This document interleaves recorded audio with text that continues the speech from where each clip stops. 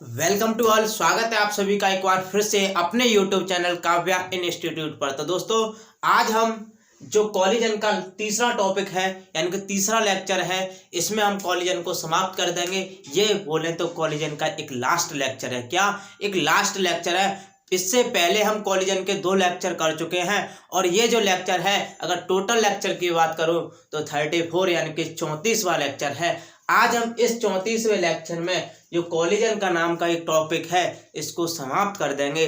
तो चलिए स्टार्ट करते हैं।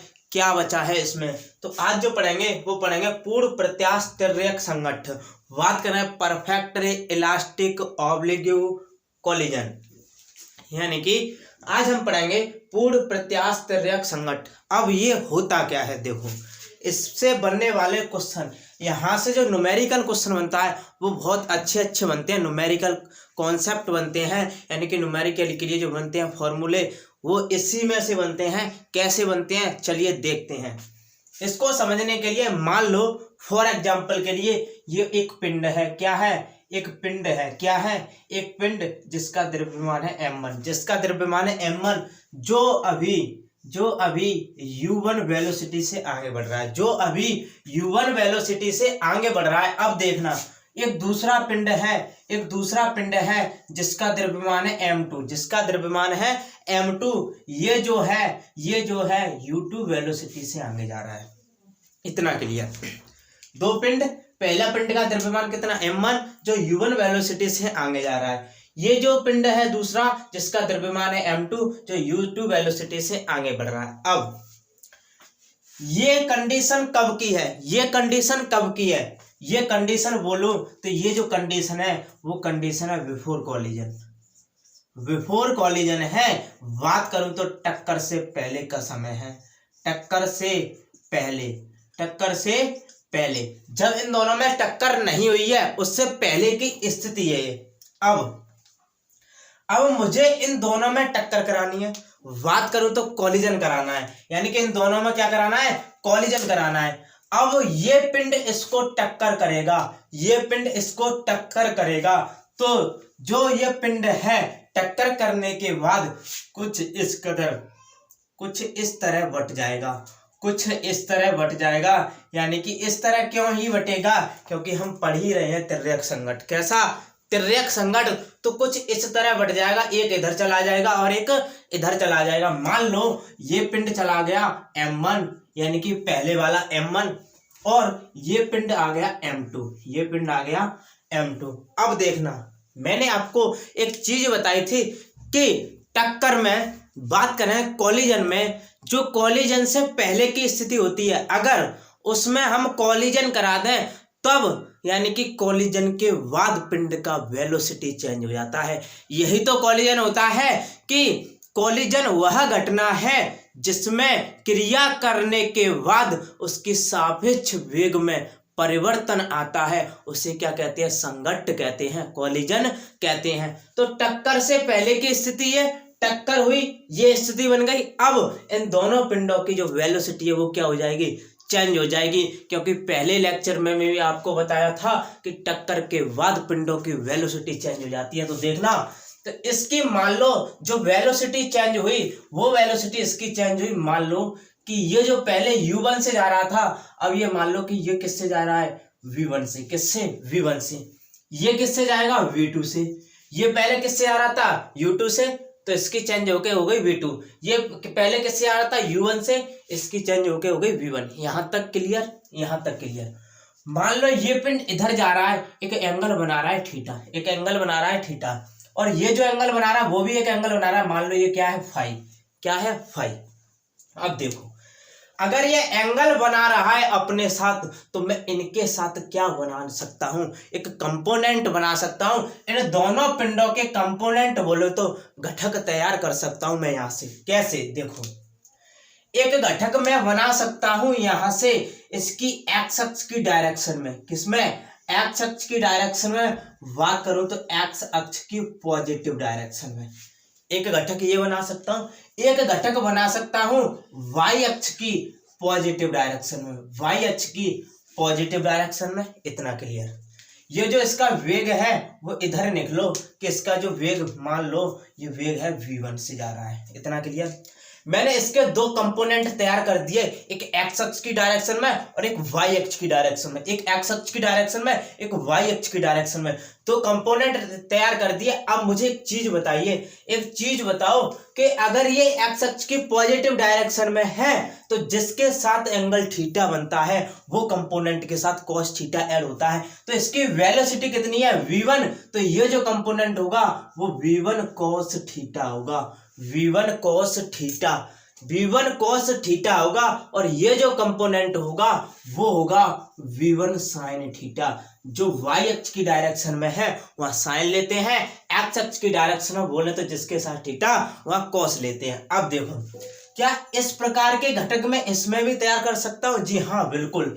अब देखो मान लो ये जो वेलोसिटी है वो यहां निकलो v2 वेलोसिटी से जा रहा है। अब देखना मैंने एक्स अक्ष की पॉजिटिव डायरेक्शन में, एक्स अक्ष की पॉजिटिव डायरेक्शन में ले लिया, एक्स अक्ष की पॉजिटिव डायरेक्शन में, ठीक। एक घटक ले लिया मैंने वाई अक्ष की नेगेटिव डायरेक्शन में, वाई अक्ष की नेगेटिव डायरेक्शन। अब देखो जिसके साथ थीटा वहां क्या cos थीटा, लेकिन यह वेग कितना है v2, कितना है v2 cos theta, v2 cos theta. लेकिन मैं यहाँ पे थीटा नहीं लूंगा क्योंकि इसके साथ जो एंगल बनना है वो फाई बनना है। क्या फाई बन रहा है, तो मैं यहाँ पर थीटा ना लेके क्या लूंगा, फाई लूंगा। क्या लूंगा, फाई लूंगा। अब ध्यान से समझना, ये जो घटक होगा वो v2 होगा और साइन लेंगे, क्या लेंगे साइन, और बात करूं तो क्या लेंगे फाई, क्या लेंगे फाई। यहां तक क्लियर। कंपोनेंट बनाने में किसी को कोई दिक्कत, कोई तकलीफ, कोई परेशानी नहीं। मैंने दोनों घटकों के, दोनों पिंडों के कंपोनेंट बना दिए हैं, बोलूं तो इनके घटक तैयार कर दिए हैं। अब मुझे एक चीज बताइए, ये स्थिति कब की है, टक्कर के बाद की, आफ्टर कॉलिजन। कब की ये स्थिति है इसकी, आफ्टर कॉलिजन की। कब की है, आफ्टर कॉलिजन। ये स्थिति है इसकी आफ्टर कॉलिजन की। कब की, आफ्टर कॉलिजन, टक्कर के बाद। ये बिफोर कॉलिजन यानी कि टक्कर से पहले की स्थिति है। अब मुझे एक बात बताइए, इन दोनों में मैंने टक्कर करा दी, बात करूं तो इन दोनों में कॉलिजन करा दिया, और कॉलिजन के होने के बाद इन दोनों पिंडों की वेलोसिटी भी चेंज हो गई और कंपोनेंट तैयार हो गए। एक बात बताओ, अगर इन दोनों में टक्कर हुई है, कॉलिजन हुआ है, तो यहां पर ये बात तो क्लियर है कि लीनियर मोमेंटम कांस्टेंट रहा होगा। ये बात तो पहली वीडियो से बता रहा था, जब से मैंने कॉलिजन पढ़ाना स्टार्ट किया है, कि कॉलिजन किसी भी प्रकार का हो उसमें लीनियर मोमेंटम क्या रहता है, कांस्टेंट रहता है। रहता है कि नहीं, किसी भी प्रकार का कॉलिजन लीनियर मोमेंटम कांस्टेंट। लेकिन यहाँ पर कॉलिजन कौन सा हो रहा है, पूर्ण प्रत्यास्थ। बात करूं तो परफेक्टली इलास्टिक यानी कि पूर्णतः प्रत्यास्थ कंडीशन की है। तो इसमें तो दो स्थिति हैं, इसमें दो स्थिति है। ये कौन सी है बताए, जहां से जिस ऊंचाई से वस्तु को छोड़ते हैं उसी पृथ्वी तल से टकराकर वापस उसी एनर्जी से वहां पर पहुंच जाती है। तो इसमें काइनेटिक एनर्जी का लॉस नहीं होता है। जब काइनेटिक एनर्जी का लॉस नहीं होता है तो मैं ये कह सकता हूं कि यहाँ पर जो गति ऊर्जा रही होगी वो भी संरक्षित रहेगी। किसमें, पूर्णतः प्रत्यास्थ टक्कर में। किसमें, पूर्णतः प्रत्यास्थ टक्कर में संवेग और गति ऊर्जा दोनों कांस्टेंट रहती हैं। तो यहाँ पर गति ऊर्जा और संवेग दोनों कांस्टेंट रहे होंगे। तो पहले मैं स्थिति निकालूंगा संवेग की। कैसे, संवेग की, तो ध्यान रहे, देखो संवेग की स्थिति निकालता हूं। पहली फर्स्ट कंडीशन, रेखीय संवेग संरक्षण के अनुसार। अब देखो मैं क्या ये कह सकता हूं, जब लीनियर मोमेंटम कांस्टेंट रहा होगा तो टक्कर से पहले जितना लीनियर मोमेंटम होगा उतना ही टक्कर के बाद होगा। क्लियर, बिल्कुल रहा होगा, क्योंकि P इनिशियल बराबर होगा P फाइनल के, यानी टक्कर से पहले का मोमेंटम और टक्कर के बाद का लीनियर मोमेंटम इक्वल होगा। बिल्कुल, तो मैं ये कह सकता हूं कि P इनिशियल बराबर होगा P फाइनल के। जी हाँ बिल्कुल होगा, P इनिशियल बराबर होगा P फाइनल के। लेकिन मुझे इतना बता दो, टक्कर से पहले दोनों पिंडों का लीनियर मोमेंटम होगा क्या?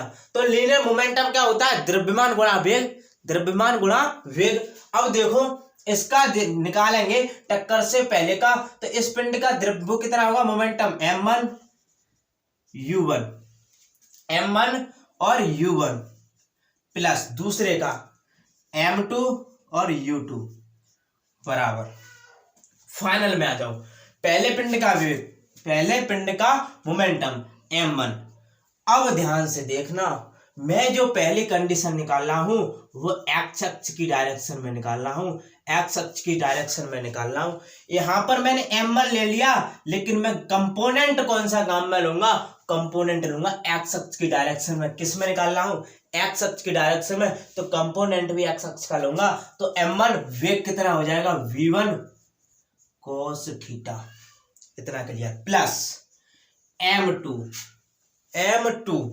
कंपोनेंट कौन सा, ये वाला कि ये वाला, ये वाला। क्यों, क्योंकि एक्स अक्ष की डायरेक्शन में निकाल रहा हूं, तो कंपोनेंट होगा V2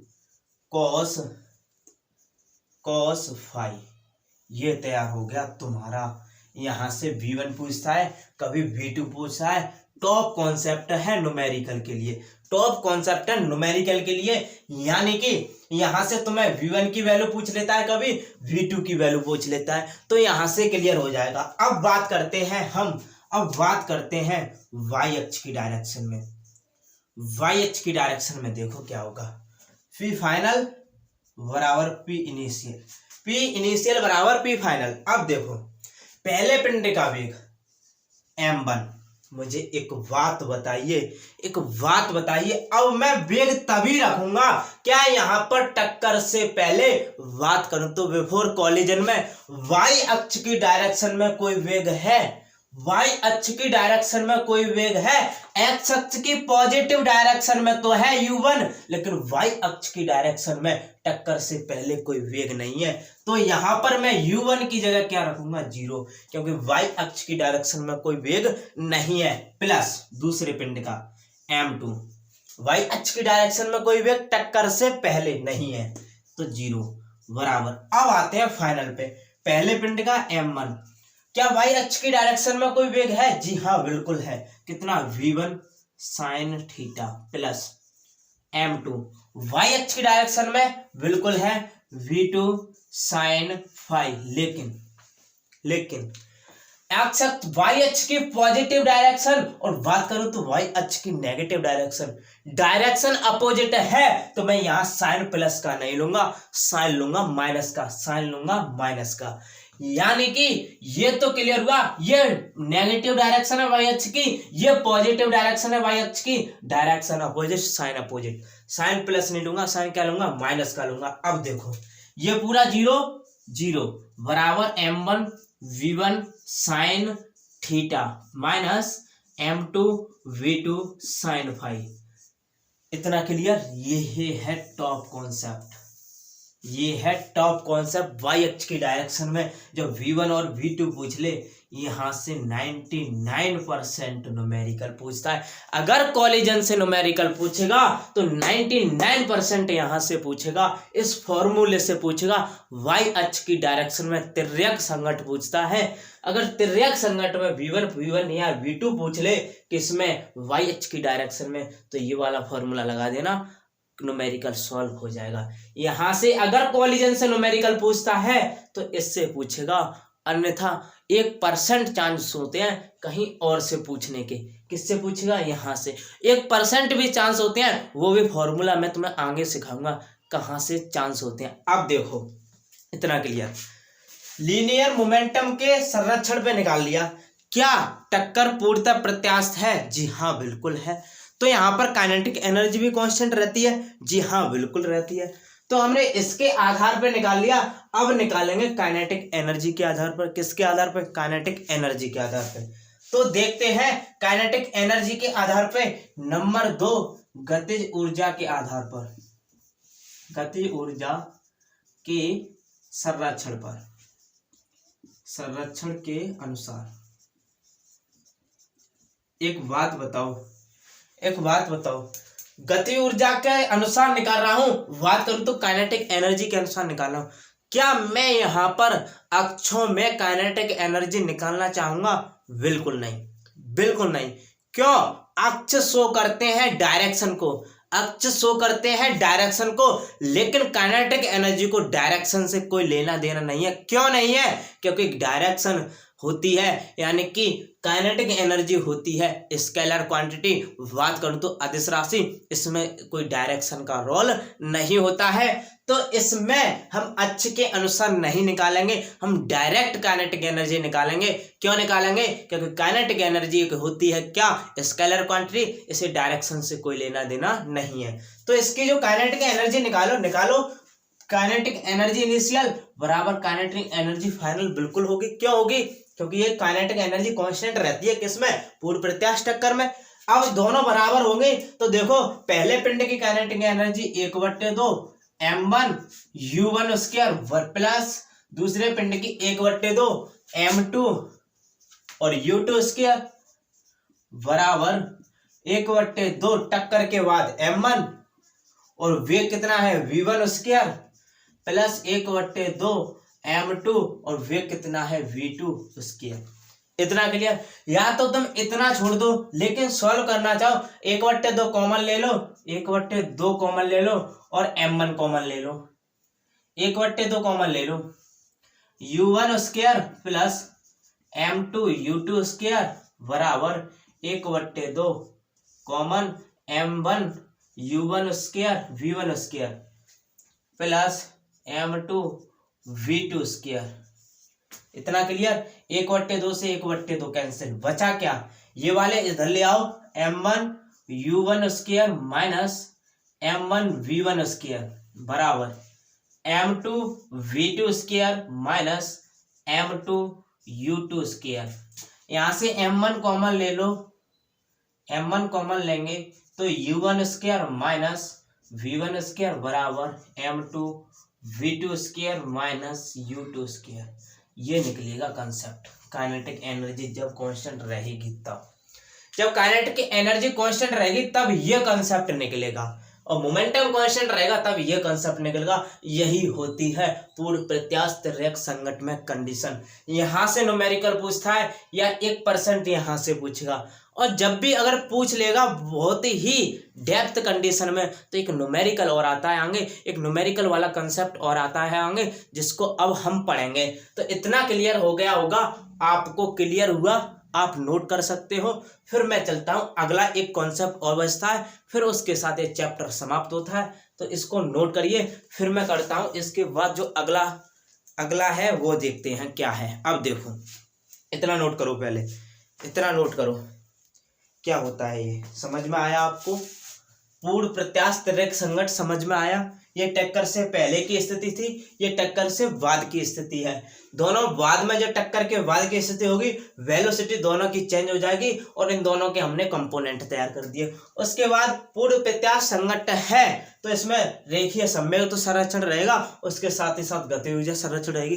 दोनों के अनुसार हमने फॉर्मूले तैयार कर लिए। न्यूमेरिकल यहाँ से पूछेगा तो पुट कर देंगे और न्यूमेरिकल कर लेंगे। अब चलते हैं आगे, हम जो पढ़ेंगे वो क्या पढ़ेंगे। तो इतना क्लियर नोट हो गया होगा। अब देखते हैं आगे क्या पढ़ेंगे। तो देखो, अब चलते हैं आगे अगले के टॉपिक पर। अगला जो टॉपिक है वो क्या है? अगला टॉपिक है वो है जमीन से संगठ पढ़ेंगे। जमीन से संगठ के द्वारा गेंद का उछलना, जमीन से संगठ के द्वारा गेंद का उछलना, जमीन से संगठ के द्वारा गेंद का उछलना। अब देखो, जमीन से संगठ के पश्चात गेंद का उछलना, यानी कि जमीन से संगठ के पश्चात गेंद का उछलना पड़ेंगे। अब देखो इसमें एक कंडीशन होती है, एन वे उछाल में ऊंचाई।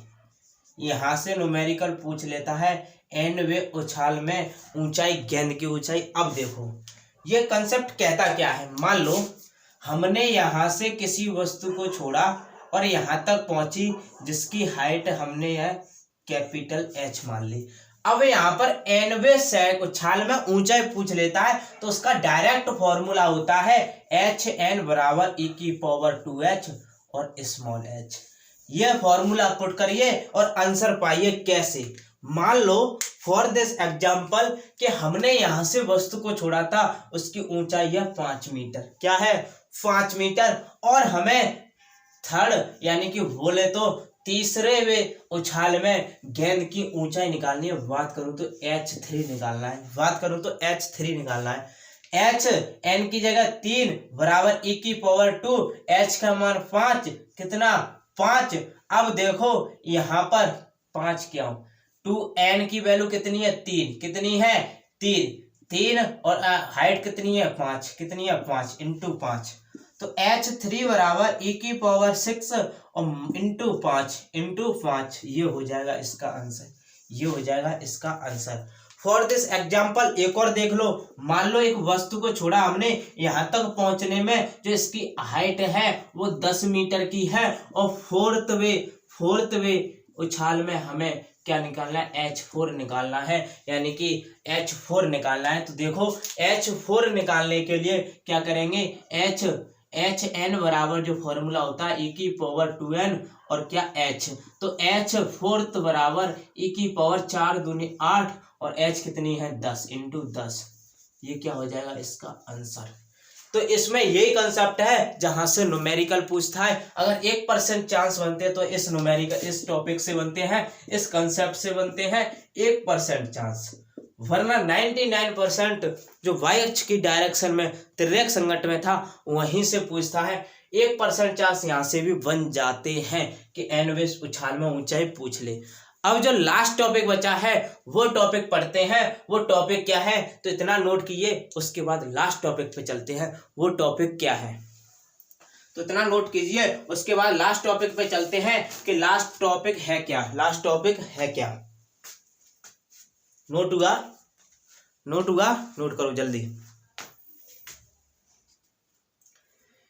समझ में आया होगा nवें उछाल में ऊंचाई कैसे निकालते हैं। nवें उछाल में ऊंचाई कैसे निकालते हैं, इतना तो समझ में आ गया होगा। nवें उछाल में ऊंचाई कैसे निकालते हैं कि hn बराबर e⁻²n और स्मॉल h फॉर्मूला होता है। n की वैल्यू पुट करो और h स्मॉल h की वैल्यू पुट करो, मल्टीप्लाई में स्मॉल h की वैल्यू आ जाती है और हमारा आंसर निकल आता है। कैसे निकालते हैं अब देखो क्या पढ़ेंगे। लास्ट टॉपिक बचा है इसमें। लास्ट टॉपिक पढ़ते हैं एक्सपेरिमेंट के साथ। मान लो एक्सपेरिमेंट के साथ लास्ट टॉपिक पढ़ते हैं। वो टॉपिक क्या है? ऊर्ध्वाधर घटक,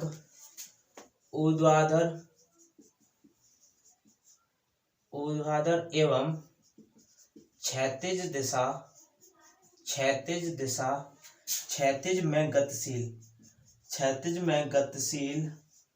गतिशील गोली के मध्य संघट्ट।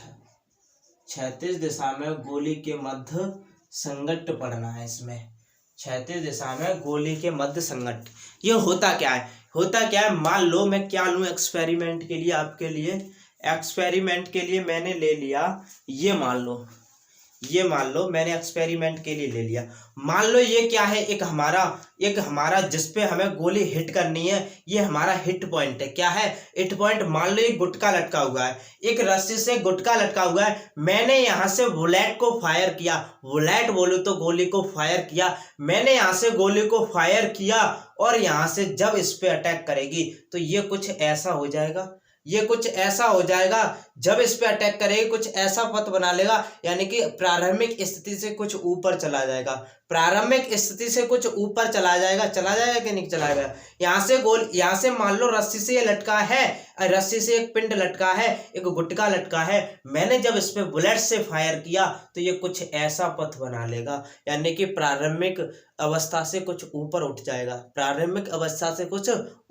जाएगा। अब देखो क्या है। अब देखो मान लो फॉर दिस एग्जाम्पल, यहाँ से हमने कोई गुटके को लटका के रखा है यहाँ से, जिसका द्रव्यमान मान लो कैपिटल है।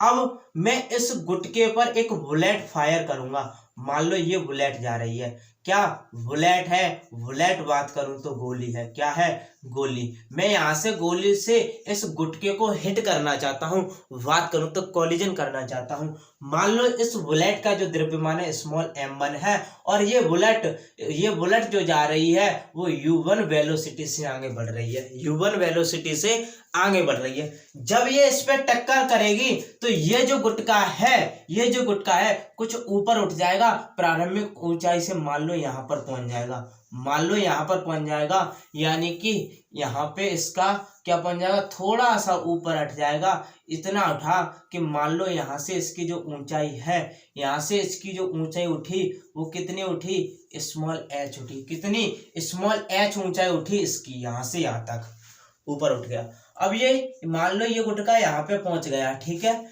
अब इस गुटके का जो वेलोसिटी होगा टक्कर के बाद चेंज होगा। मान लो ये जो गुटका था, इस गुटका अभी रेस्ट में था, तो मैं कह सकता हूं इसका जो u2 होगा वेलोसिटी 0 होगी। जी हाँ, बिल्कुल होगी, क्योंकि गुटका रेस्ट में है, बात करूं तो विराम में है। अब जो इसका टक्कर के बाद जो वेलोसिटी होगी वो कॉमन वेलोसिटी होगी, बात करूं तो दोनों की, बुलेट की और इस गुटके की कॉमन वेलोसिटी होगी। और जो वेलोसिटी कॉमन होगी उसमें बुलेट का भी द्रव्यमान ऐड होगा और इस गुटके का भी होगा। तो गुटके का कैपिटल M, बुलेट का स्मॉल m, इसका टोटल द्रव्यमान हो गया। बात करो इस गुटके की पोटेंशियल एनर्जी की, तो पोटेंशियल एनर्जी होती है mgh। द्रव्यमान कितना है, कैपिटल M स्मॉल m, और gh इसकी क्या होगी, पोटेंशियल एनर्जी होगी। अब अगर ये टक्कर हो रही है, संघट्ट हो रहा है, तो इसमें पहली बात कि मोमेंटम यानी कि लीनियर मोमेंटम कांस्टेंट रहा होगा। तो निकालते हैं रेखीय संवेग संरक्षण के अनुसार टक्कर हो रही है, लीनियर मोमेंटम कांस्टेंट। बात करूं तो पी इनिशियल बराबर क्या होगा, पी फाइनल टक्कर से पहले का रेखीय संवेग बराबर होगा टक्कर के बाद के रेखीय संवेग के बराबर। जी हाँ, बिल्कुल। बात करो पहले पिंड यानी कि गोली की बात कर लेते हैं, m1u1 प्लस दूसरा पिंड m कैपिटल M द्रव्यमान, और वेग कितना है, 0 बराबर। फाइनल में आते हैं, फाइनल में जो इसका द्रव्यमान है वो कैपिटल M स्मॉल m, और इसका जो वेलोसिटी है वो कॉमन वेलोसिटी है। अब बात करता हूं m1u1 इंटू ये तो 0 बराबर capital M small m out of vc। अब vc यहां से निकालें तो m1u1 अपॉन कैपिटल M और स्मॉल m, ये हो गया न्यूमेरिकल। यहाँ से न्यूमेरिकल पूछ ले अगर तुम्हें, तो ये जो फॉर्मूला है मास दे दे और तुम्हें कॉमन वेलोसिटी पूछ ले, तो इस वाले फॉर्मूले को लगाना और क्वेश्चन को सॉल्व कर देना। अगर मास दे दे, गुटके का मास और बुलेट का मास, और उसके बुलेट की क्या दे दे, वेग दे दे, और तुमसे पूछ ले कॉमन वेलोसिटी बताइए, तो ये वाला फॉर्मूला।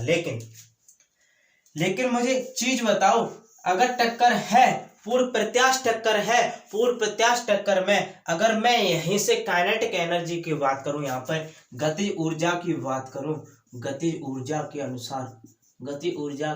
अनुसार अगर निकालूं, तो मान लो एग्जाम्पल के अनुसार जो काइनेटिक एनर्जी इनिशियल है वो काइनेटिक एनर्जी फाइनल में होगी। जी हाँ, बिल्कुल होगी। बुलेट की काइनेटिक एनर्जी निकालो तो m1 और u1 स्क्वायर प्लस, अगर दूसरे पिंड की काइनेटिक एनर्जी निकालूं तो कैपिटल M और u2 0 है, बराबर। फाइनल में आता हूं तो 1/2 कैपिटल M स्मॉल m और vc का स्क्वायर। अब मुझे बताइए इसकी जो काइनेटिक एनर्जी है उसकी जो पोटेंशियल एनर्जी के बराबर होगी, तो काइनेटिक एनर्जी की जगह मैं पोटेंशियल एनर्जी रख सकता हूं, कैपिटल M स्मॉल m और g और h, ये तो हो गई 0 बराबर 1/2 capital M small m vc का स्क्वायर। एक m1 और कैपिटल M ये से इससे कैंसिल हो गया, क्या बता, GH बराबर 1/2 VC स्क्वायर। ये मल्टीप्लाई में आ जाएगा इधर, ये अभी डिवाइड में, इधर किसमें मल्टीप्लाई में, तो 2GH बराबर VC स्क्वायर और VC बराबर √2GH। मेरे लाल ये वाला फॉर्मूला लगा देना। कब? जब हाइट दी हो तब ये वाला लगा देना, और द्रव्यमान दिया हो तब ये वाला लगा देना। इसी के साथ होता है चैप्टर आपका समाप्त। आज हमने कॉलिजन को समाप्त कर लिया है विद प्रैक्टिकल के साथ और सॉल्यूशन के साथ और प्रूफ के साथ। हम कल से न्यू चैप्टर स्टार्ट करेंगे, एक न्यू टॉपिक स्टार्ट करेंगे। कॉलिजन को बोले तो जड़ से खत्म कर दिया है, कॉन्सेप्ट के साथ, ट्रिक के साथ और बोले तो प्रूफ के साथ। रटवाया नहीं है मैंने कॉलिजन में, बस जो कॉलिजन कहता है मैंने उसी के अनुसार सॉल्यूशन करते हुए आपको फॉर्मूले दी हैं और ट्रिक भी दी हैं। तो आपको अच्छे से कॉलिजन समझ में आया होगा, ये भी कॉलिजन समझ में आ गया होगा। तो आज के लिए इतना ही, मिलते हैं कल न्यू चैप्टर के साथ। जय हिंद, जय भारत। एक बार रिवाइज कर लेना कि क्या है, एक बार नोट करने से पहले नोट्स ध्यान रखना कि नोट्स अगर तुम बनाते हो पहले एक बार वीडियो देखा करो, उसके बाद दोबारा वीडियो जब देखते हो तब नोट्स को लिखते जाओ और बनाते जाओ। आज को ये नोट्स है, बना लेना, पहले एक बार दोबारा से समझना, वीडियो को पॉज करके समझना, उसके बाद नोट्स बनाना। तो आज इतना ही, मिलते हैं कल न्यू टॉपिक के साथ। जय हिंद, जय भारत।